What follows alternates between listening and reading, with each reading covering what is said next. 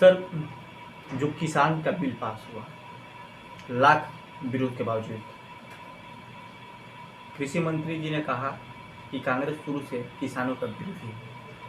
क्या लगता है?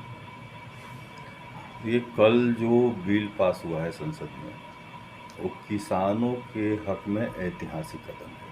जो प्रधानमंत्री जी का सपना है कि किसान की आय को दुगना किया जाए, उसके दिशा में बढ़ाया हुआ एक महत्वपूर्ण कदम है। इसके पहले एपीएमसी के तहत किसान को माल बेचने का रहता था। एपीएमसी मतलब एग्रीकल्चर प्रोडक्शन मार्केटिंग कमेटी, तो जिसको व्यापार मंडल भी हम लोग कहते थे। 2006 में ही बिहार की एनडीए सरकार ने 2006 में ही इसको समाप्त किया था। उसका सुखद परिणाम ये रहा कि बिहार में आप एक जगह पे भी मंडी का माल को दूसरे जगह बेच सकते थे।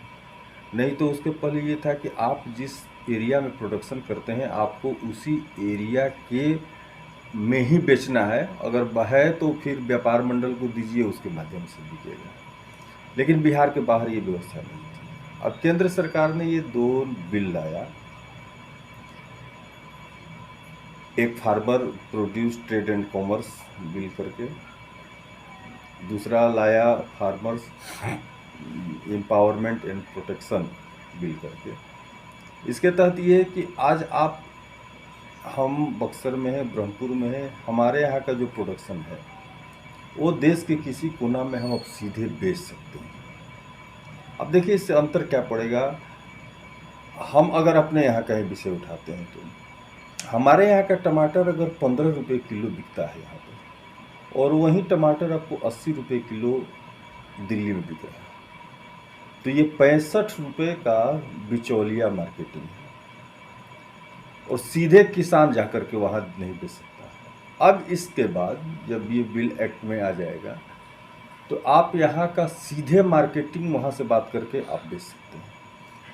अगर आपका 15 रुपये का मार्केट वहाँ 30 रुपये के भाव से भी व्यापारी डायरेक्ट लेने के लिए आ गए, तो दुगना तो आज के रेट से आपका हो गया। उसी तरह से आप धान जो 22 रुपये देते हैं, यहीं चावल हमारे यहाँ का बिकता है, यहीं 70 रुपये मुंबई में बिक रहा है।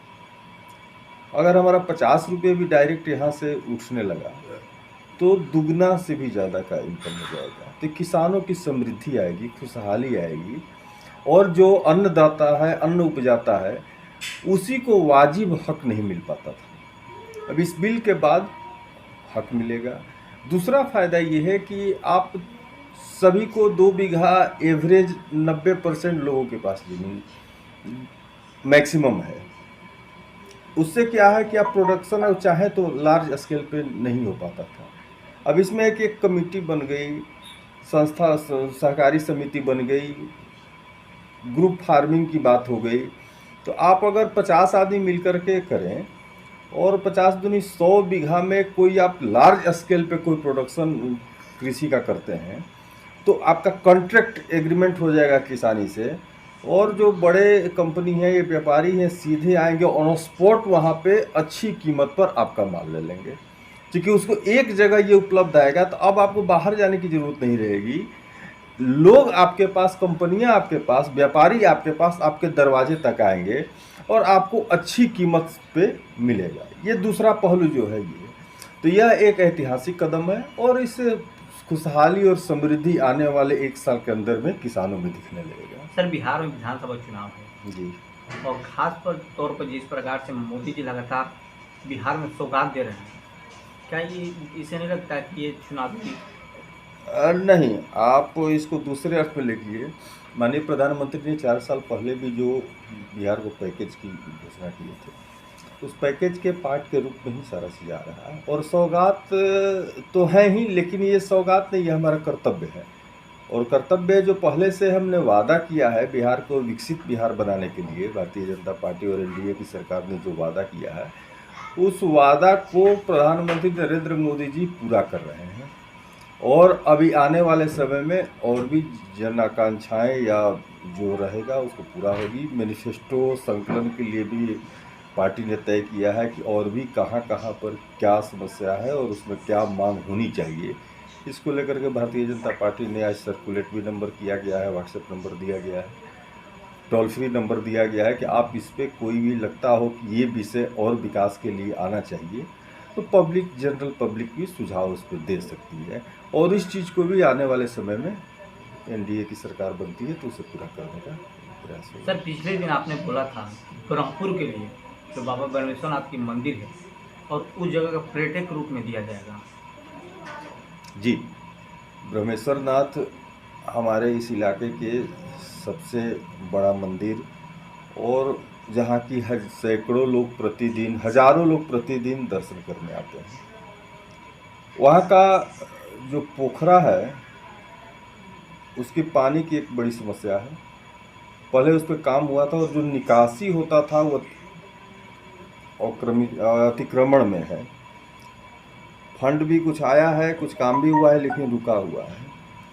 तो अगर इसको मेला का दर्जा मिल जाता है, हमारे श्रावणी मेला का जो रहता है, तो उससे कई सुविधाएं और स्थानीय लोगों को आय में वृद्धि होगी। आने वाले समय में हम इस विषय को रखेंगे सरकार के साथ और एक तो राजस्व मंत्रालय के तहत मेला का दर्जा हो जाए, दूसरा पर्यटक स्थल के रूप में विकसित करने के लिए पर्यटन मंत्रालय के द्वारा एक रोड मैप बन के उस पर बनेगी और उस अनुसार से आगे जो भी योजना रहेगा उस काम करने का प्रयास हम लोग करेंगे। सर, विपक्ष लगातार एनडीए पर हमला बोलता जा रहा है। विपक्ष के पास कोई मुद्दा नहीं है, कोई विजन नहीं है। विपक्ष का काम ही है सिर्फ अनर्गल बयानबाजी करना, हमला बोलना, इसलिए कि उनका पास और कोई विजन नहीं है। वो विकास के मुद्दे पर बहस करे ना, कोई विकास का अपना दृष्टिकोण रखे, वो कैसे विकसित बिहार बनाएंगे इस पर कोई अपना प्रेजेंटेशन प्रस्तुत करें कि हम इस रूप में बिहार को विकसित करेंगे। लेकिन उनके यहाँ तो वही अपहरण उद्योग, पुराना जिनके समय होते रहा है रंगदारी उद्योग, उससे वो अपने ध्यान भटकाने के लिए सिर्फ काम करने के लिए कर रहे हैं। आप सीधे 15 साल के पहले का और अभी रोड, सड़क, बिजली, नल जल की योजना, ठीक है, जितना चाहिए अभी नहीं हो पाया है क्योंकि एक सतत प्रक्रिया है, चल रहा है। लेकिन आप उससे तुलना कीजिए कि उससे हम कहाँ तक की स्थिति है। आज 2005 के चुनाव में जब हम लोग ब्रह्मपुर विधानसभा में घुसते थे तो उस समय जो रोड की स्थिति थी कि कोई गाड़ी पार करने में कितनी कठिनाई होती थी, आज 100% नहीं हो पाया है, लेकिन 90% तक तो सभी जगह साधन हो गया है, रोड हो गया है, जहाँ पे कि आप गाड़ी से घूम सकते हैं, कर सकते हैं, कोई परेशानी उस पर नहीं है। यही रहेगा चुनाव का एजेंडा, विकास का एजेंडा रहेगा और जो काम किया गया है इस काम को और हम बेहतर करें, इस विषय पर